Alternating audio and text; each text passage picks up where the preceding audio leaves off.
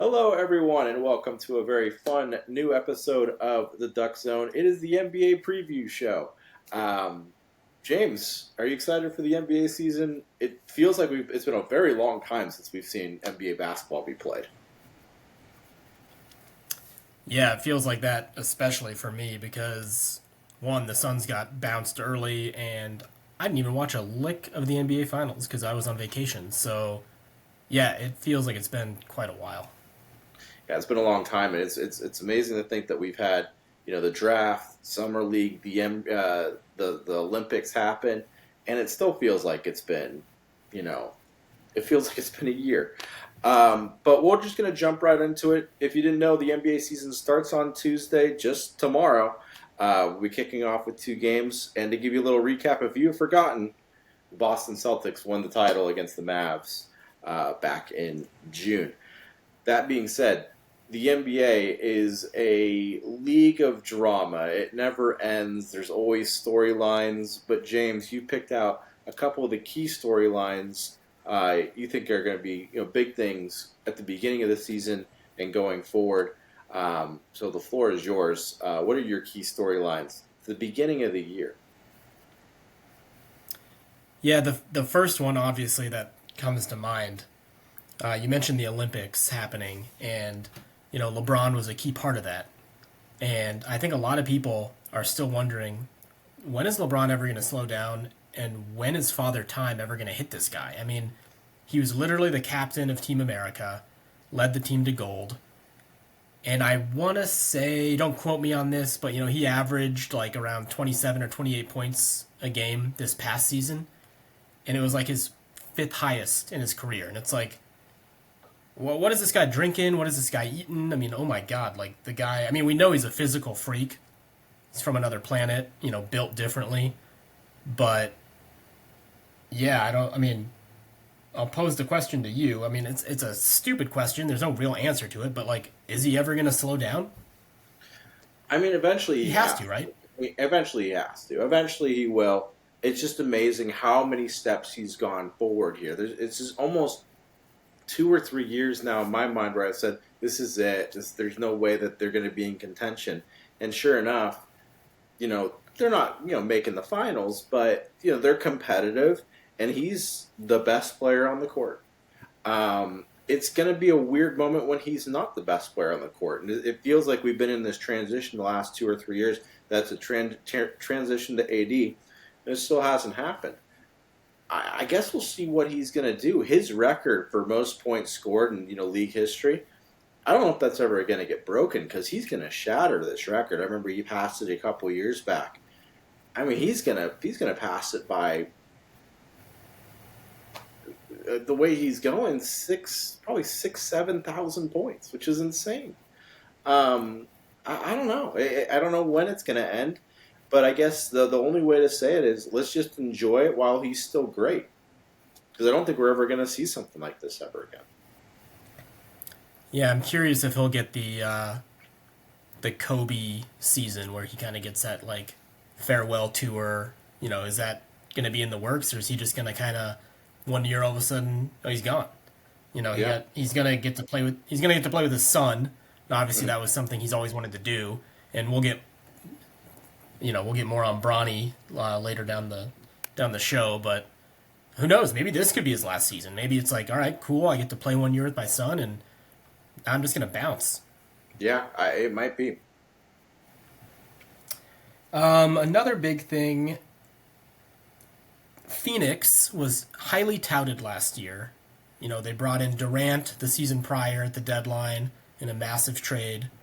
They bring in Bradley Beal in a trade for Chris Paul, and they kind of rebuilt that entire team around Booker and got rid of all their depth pieces. It didn't quite go to plan. They weren't terrible, but for the expectations I think they had on the team and losing first round and how they did, getting swept by Minnesota, a lot of Phoenix fans were not pleased, me being one of them. So they're running it back. They kept the big three, and they brought in a point guard, or two point guards, I should say. First, they brought in Monty Morris, and it looks like he potentially could be the starter. Then they bring in Tyus Jones, who is even I think better, obviously than he is better than than Monty Morris, and he's going to be the starter. The guy's got a crazy assist to turnover ratio. He never turns the ball over. So, Sean, my question to you: are the Suns for real? And is not having Booker and Beal and Durant handle the ball and having a real point guard, does that make them legitimate contenders? I think having a point guard is going to help them out a ton. Look what happened when you know Booker and Durant had Chris Paul running the ship. Things went a lot smoother. Even everything just went smoother when Chris Paul was around. But I think it's going to go better. But I will say this: there's probably not a team that has a more important first 30 games of the season than the Suns. If it starts badly, I could see them blowing it up at the trade deadline, trying to pick up some draft capital because they are getting a little older. Durant's pretty old now. Beal's getting up there. Booker's still pretty middle aged here, but they are getting a little older, especially with their big three. These first 30 games, in my opinion, kind of before almost the new year, um, into January, they got to get off to a hot start. If they're barely get 500, they may blow it up. New coach too with Budenholzer, so I know their key, from what I've been reading, is that they want to jack up a ton more threes. So they very well could turn into also just a really fun team to watch. Yeah. The next one. What's in store for year two of Wemby? I mean, we got the hype of Wemby from his rookie year. I personally think he lived up to it and some. I mean, the guy is an absolute freak. I know it didn't really turn into the best year for San Antonio. They didn't make the playoffs. Um, but he was doing things that I've never seen be done in the NBA ever before. And then that translated to the Olympics, too. And we had a hell of a France USA final. So, yeah. So, Sean, what's in store for Wemby? I mean, is the sky the limit? Has he hit his peak? Did he just scratch the surface of what we're seeing? I mean, this guy's ridiculous. I think he's going to be an all-star this year. I think we're going to just see the rise over the next kind of like 4 or 5 years. I feel like the trajectory that Giannis had at the beginning of his career, I think we're going to see something very similar, where over the next 4 years, we use the phrase of, "Oh my God, this guy is still developing, and he's one of the best in the league." I think he at the end he'll be an all star, and if he's not already, I think he'll be easily in the top 25 players in the league. Um, I don't think he'll be in the MVP consideration, but I think we're gonna see stat lines consistently out of him that are pretty video game esque. He can also shoot, too, which is the scariest thing. Because Giannis still can't shoot free throws, can't really even shoot three. Like, occasionally he'll knock one down. But, like, Wembanyama's like a problem behind the arc. Yeah. So, yeah, that's going to be... I'm excited to see what Wemby can do. My last storyline, just to keep it brief, obviously a big one. We talked about Boston, winning the title. What's a realistic shot for Boston? Like, repeating is very hard. We've only seen a number of teams do it. What are the chances of Boston repeating? Well, they're bringing back their core. They've been good for quite a few years, but making it back to a championship, repeating, all these things are really difficult. The East, I think, has gotten better. So if I'm just going to throw a percentage at it, I'll just make it really simple. I'll give them, which is a pretty high percentage, I'll give them a 20% chance. That's all I had. Those are my big storylines. Kick it back over to you. I know we have a little fun game we're gonna Yeah, I got a little fun game go for to. you. A little new players and new places. I just kind of want to get your idea of how you think these guys are going to fit into their new home, if they're going to make an impact at all. So we're going to go through 10, and we'll do kind of a little rapid fire. So the first guy right off the top, coming from the Clippers over to the 76ers, Paul George. How does he fit into this 76ers team? Does he make a difference? And FYI, I have not heard or what this is going to be. So this is all right off the top of my head. I have not had any time to prepare. Paul George, right off the top. I mean, yeah. I mean, they need someone else. Obviously, the Sixers can't or haven't been able to do it with just Maxey and Embiid. And to me, Paul George kind of fits that. He's a better Tobias Harris, and Tobias Harris isn't shouldn't be your third or fourth option. He should be like your fifth option. So right off the bat, yeah. I mean, I think the Sixers, as long and we're going to take injuries out of this. You know, you get a healthy Embiid, you get a healthy Maxey, you get a healthy PG-13. They're definitely just better on the offensive and defensive end. So I think personally, I think he was the probably the best acquisition by any team all season. Yeah. Biggest name, one of the biggest names in my opinion. Next one, DeMar DeRozan going over to the Kings. He's another one I think that's going to be super impactful for just another scorer and another go-to veteran for that young Kings team. I mean, it's weird to think that Fox has been in the league, this long. Sabonis kind of shores up, the post. Keegan Murray's also, he'll be in his second or third year. He's developed really well. But I think DeMar DeRozan, he's like the master of the mid-range. So just another guy that you can, feed the ball to. He can take the last shot if need be. He's pretty selfless, I guess. He's won a title in Toronto. Did he win a title in Toronto? Was he there? No, he did not. No, he wasn't actually. He was part of the trade. That's right. Kawhi was there, but he left. Well, that forgoes the point I was going to make. Anyways, I think he's a good addition. He's just another scorer, and you can't. It's hard to find. Well, maybe not in today's game. It's not hard to find 20+ point per game scorers with how the game has changed. But he's sure-handed. He can score the rock. I think that was a great move by the Kings. All right, so we have back-to-back ones for the New York Knicks. The first one we'll talk about is Mikal Bridges. So I liked it when it happened. You're bringing that Villanova core together. I know DiVincenzo got moved, and he's not with the team anymore. But Bridges, at least from a defensive standpoint, so he's one of the best defenders in the league. And you also have OG Anunoby on that team as well. So from a lockdown standpoint, that's insane. I saw a video the other day of Bridges shooting threes, and his jump shot looked whack. I don't know what was going on. It looked messed up, but I'll give that a C. I want to see it. I haven't really seen much of it, but from the video I saw, his shot looked really, really bad. But yeah, I know I'm kind of running down there's a third guy in a row I've said is going to help the team, but I really think, Mikal Bridges is one of the best young up-and-coming stars, if not already a star.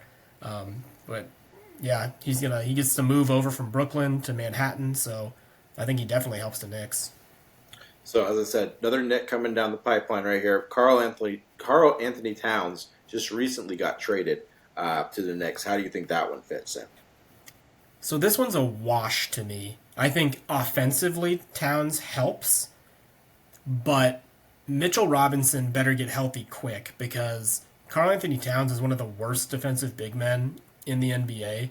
So great, he's a stretch five. He can shoot the three.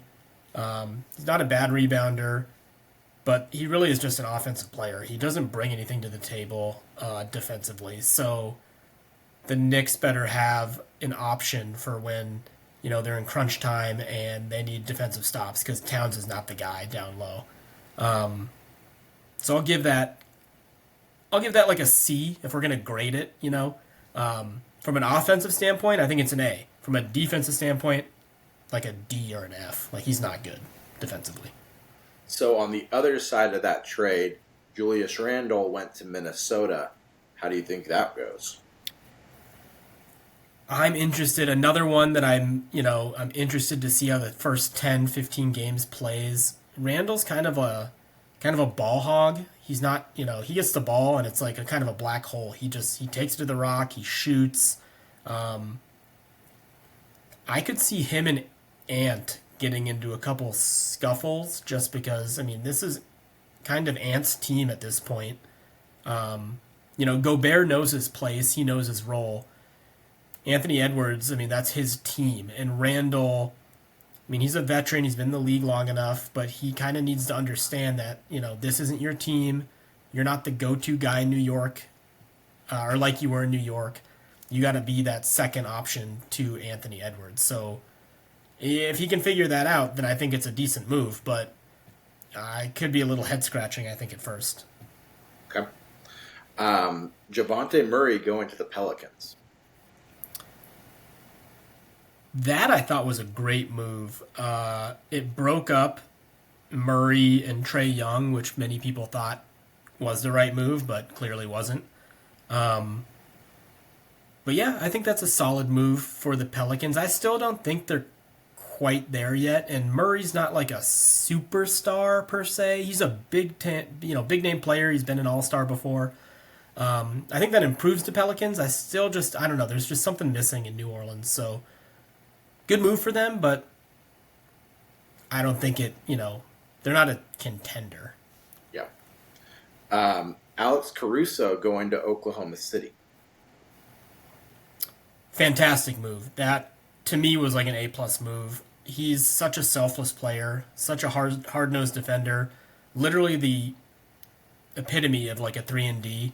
And that Thunder team is so young that, it's weird to think that Alex Caruso is a veteran, and he probably is one of the older players on that team. So he's one of those guys, he'll fit in perfectly. He doesn't need to score. Like I said, if he hits a couple threes, great, but he will gladly take on the team's best defender. And that will help out Jalen Williams, who's also a really good defender.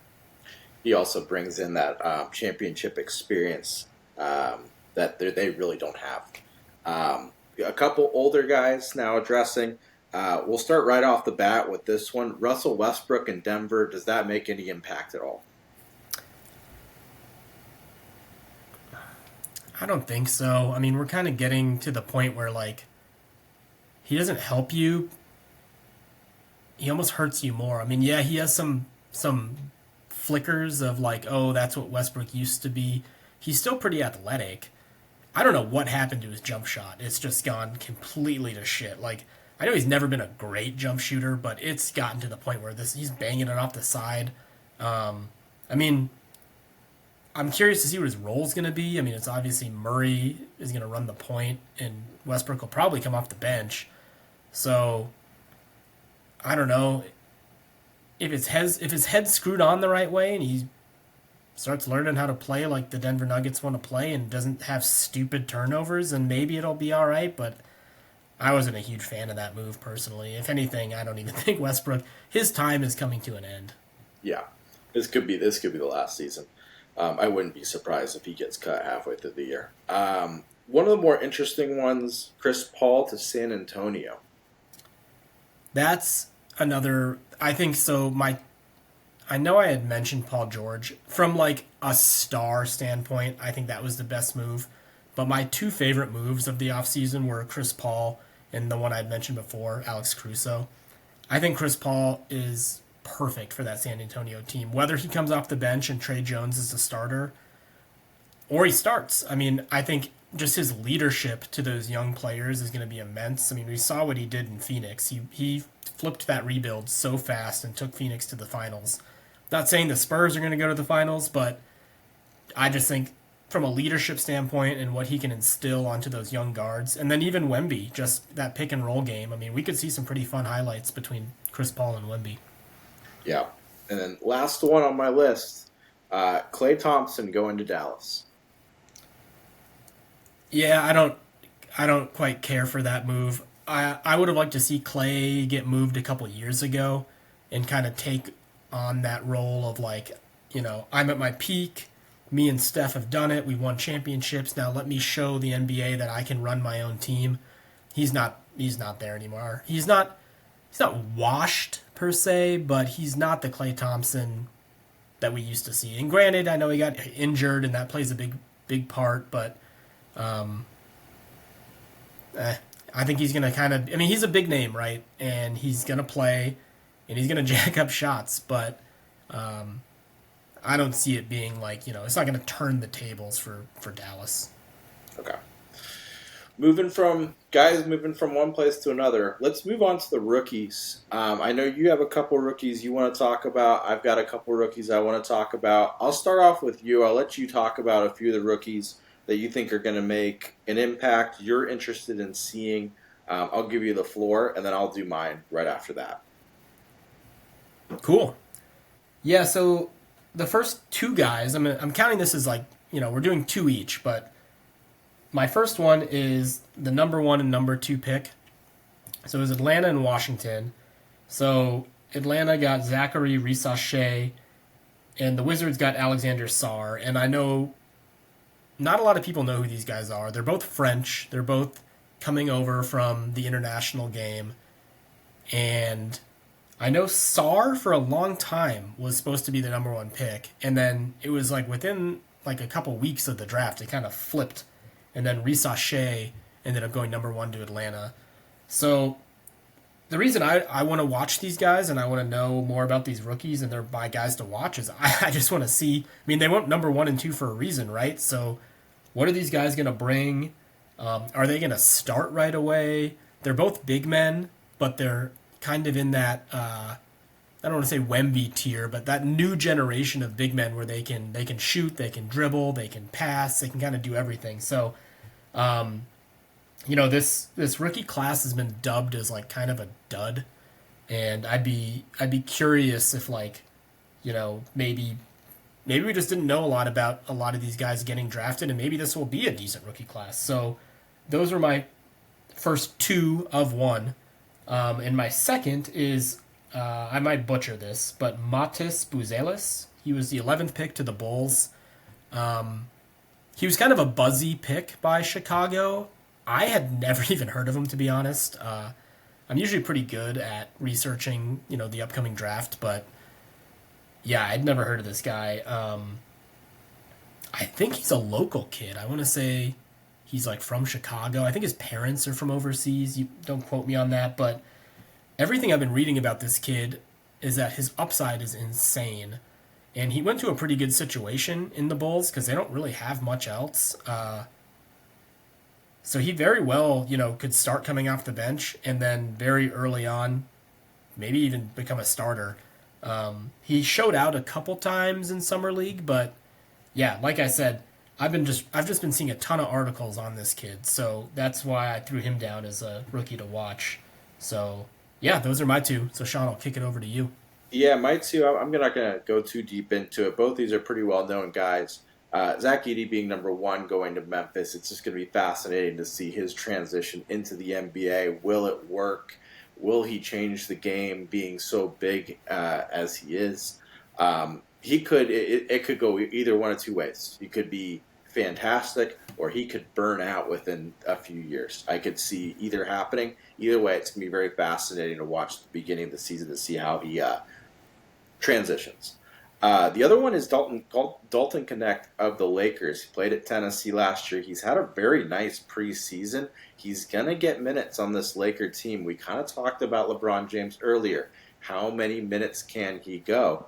He's LeBron James's backup.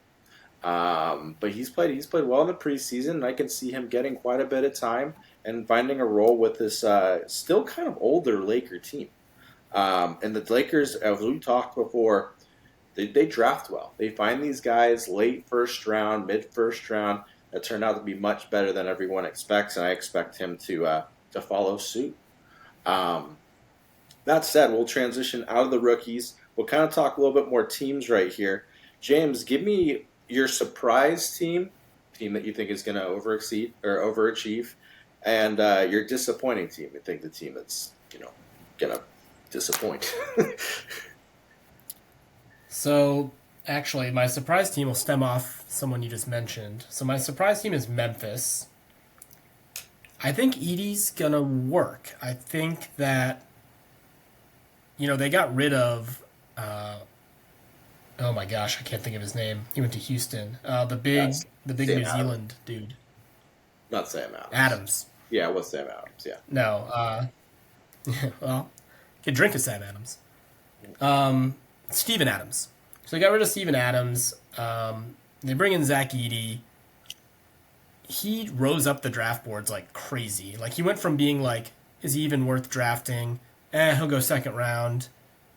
Okay, maybe he'll go in the like lottery, and but ended up going like mid first round. Anyways, I think Edie will actually be okay, especially if they play him correctly, like kind of run him in spurts. And the big thing for me with Memphis is they were really good 2 years ago, and the reason they weren't good last year is because of the whole gun issue with Jaw. So I think Jaw coming back, and we saw the rise of Desmond Bain last year. He turned out to be kind of a go-to guy. I just think they're a really fun team, and Jaw's for real. So I think just with Jaw and now another guy in Bain who can be a 20-point per game scorer. They have Triple J, Jaron Jackson Jr. He gets to kind of move to the 4 and start, and be kind of a stretch 4 with Edie down low. That's a scary team. So, I have Memphis as my surprise team. My disappointing team is Dallas. I think that they overachieved immensely last year. And that's not to say, I think Luka is one of the, best players in the NBA. I still wasn't. I was never a believer in Luka and Kyrie working. Clearly, it kind of did. I just don't think they really got that much better. I already mentioned Clay. I don't think he's going to bring that much to the table. They got rid of Josh Green, who was an interesting player to me. Very good defensively. I just thought his upside could be nice. Kristaps, you never know if he's going to be healthy. Or wait, Kristaps isn't even there. What am I talking about? Boston. Pretend I didn't say that. But yeah, he's in Boston. Yeah, I just don't like Dallas. I think they overachieved. I'm not there for it. Their Duke, the rookie last year, their Duke big man who was down low. Yeah, he might improve a little bit, but he didn't really show me anything from an offensive standpoint. He's kind of a rim runner, alley-oop threat. Good defensive player, but yeah, Dallas to me, I think they'll make the playoffs. I don't know if they'll be top 6, but they'll definitely they'll contend. So yeah, that's who I got. What about you? So my my surprise team is going to be San Antonio. I think they're going to overachieve. I think Wemby's going to be a big part of that. I think Chris Paul leads this team into the play-in game or play-in tournament. But I think this team kind of comes out surprising people. They're very young. They had some nice draft picks in this last class. I think they're going to surprise people, and I think the Spurs kind of turn it around very, very quickly with the lead of Wemby just being Wemby. My disappointing team is the Clippers, which I don't think a lot of people have a lot high running on it, but there was so much built going into this season with the new arena and everything like that. Now Paul George is gone. We already hear Kawhi Leonard's already got problems. James Harden's another year older. This was the year that the Clippers were always circling of, this is going to be our coming out party. We have our own home, we're going to put our stamp on LA, all that jazz. And, the roster just doesn't look great. They seem to be going in the wrong direction the last 2 years. So my disappointment's not entirely to do with what's on the court, but kind of everything around it. This was supposed to be the Clippers' year of separating themselves from the Lakers, and I have a feeling that this is going to be a dud season, and they're going to end up missing the playoffs altogether, which is not what they were planning. So more than just basketball on that one. Most improved player or breakout player. Who do you got, James? So mine is Brandon Miller. I don't have the stats per se. I didn't write them down, but I did see something that it was kind of a tale of two halves for him. His last 35 games last year in his rookie year were immensely better than his first, which seems to be par for the course, especially your rookie year. You're going to have your bumps and bruises, and trying to figure out the game. The length of the schedule obviously plays a toll on some of these college kids. So he was a top three pick in last year's draft, and arguably could have gone. I mean, they could have gone number one. He's got a hell of a skill set, and I think New Orleans. I don't think they're going to be much better per se, but they'll be a fun team. I mean, they got Miles Bridges, and then a healthy LaMelo just makes that team so much better. So if Brandon Miller can just play off LaMelo, I think he could have a really, really good season. Yeah, I could see that happening. There's not a lot of guys on that team. He's going to get shots. He's going to get his moment to shine.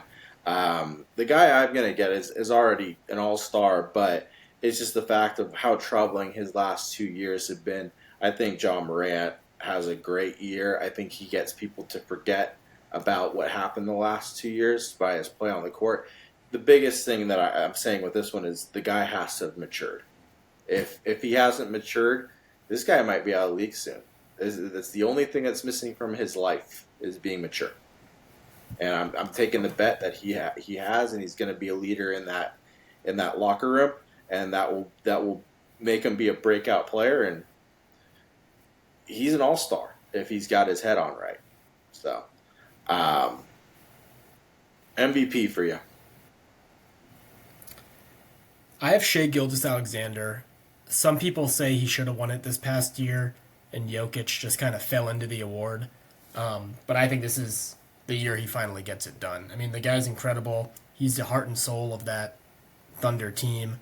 He's literally turned that entire franchise around after their big three of, Westbrook, Harden, Durant. They were at a high, then they kind of went back down, and SGA's kind of been there in that rebuild, and he's turned that entire franchise back into prominence. So, yeah, I like SGA. I'm going to take Jokic just because he's been the best player on the planet the last few years, and until otherwise, I feel like it's a safe pick. The guy's good. The guy's good at basketball. Yeah, and it doesn't even seem like he tries. Yeah, it just comes way too easy. He looks bored out there, and he's just. I tried to pick someone else, but it was just like I just have to do it.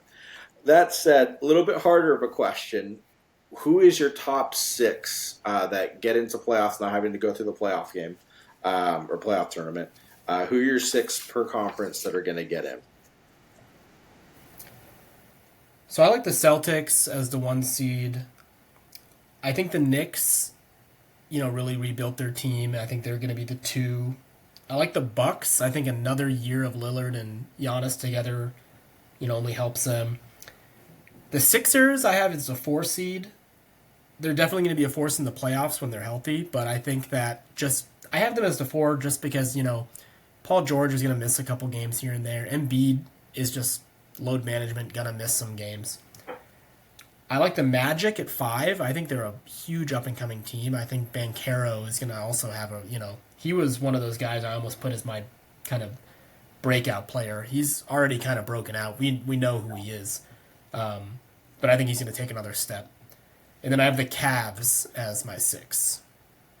So we're pretty similar. A couple things just out of order. I go Boston, New York, 76ers, Bucks, Pacers, and Magic. So just a couple things swapped around there, but we're pretty close.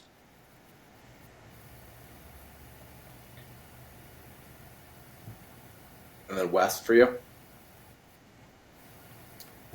West, I have the Thunder as the 1 seed. Then the Nuggets, the Suns, Timberwolves 4, Kings 5, and the Grizzlies, my surprise team. I have them securing their spot as the 6th seed.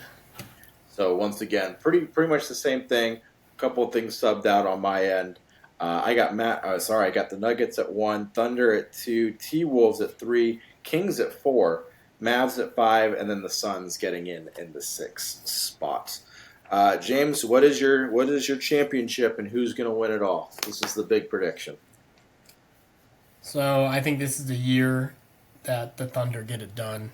I mean, SGA is my MVP. I know that the MVP race is decided before the playoffs, but I think SGA continues that MVP form from the regular season into the playoffs, and they take down the Celtics in the championship. So my prediction is we see something I've never seen in my lifetime. The Knicks win the championship over the Thunder. I believe this talent that they Oh, put together, I believe this talent they put together is very good. That Villanova squad continues to run it through, and they get documentaries made after them for years to come. Because, yeah, I like this Knicks team a lot. Um, and it'd I be just a think great ESPN 30 for 30. it would be crazy with the amount of guys that went from Villanova to there. That said, James, anything else you want to say about the NBA season before we wrap up our preview show here? Yeah, I have one last thing. I know we never really brought up Bronny. I will say this. He's not really a rookie for me to watch per se, because we're not. I think we've talked about this, outside of the show, but we're not quite sure what his role is going to be. I've seen bets out there in FanDuel and DraftKings will he have one game where he scores like 10 plus points. So it's like he's not going to be an impactful dude yet. But I did see a tweet from Magic Johnson. Magic Johnson basically came out and said, Laker Nation, like, give Bronny a break, let him develop. We have a really good developmental system. We saw guys like Austin Reeves and Alex Caruso, who no one knew really about, and kind of came to the Lakers as they weren't really supposed to be anything. And look at them now; they're both, I wouldn't say household names, but they're both starting in the NBA, so they're doing something right. So he basically came out and said, Bronny's gonna be the next Caruso or Reeves. So if that's what Bronny turns into, that's a win for the Lakers. Yeah, I think the biggest thing is just give him patience. It's going to be a fun storyline for TV purposes and merchandise purposes, and trading cards, getting Bronny's autograph on the same card as LeBron James. Great for that. But I think it's one of those things where I think the first week or two it's going to be pretty exciting and everything like that. But I know he's on the roster with his contract and everything like that. But I see him going down to the G League pretty early.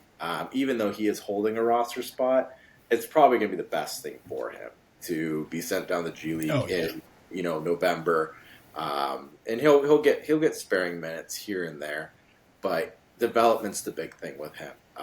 It's going to be fun to see him play a few minutes here and there, and I'm sure sometime in the first week they're going to get that out of the way, where they'll get him on the same. They'll get him on the court together at some point, fourth quarter, late in the game where it doesn't matter anymore. They're going to get that moment out of the way quickly. So You would think too.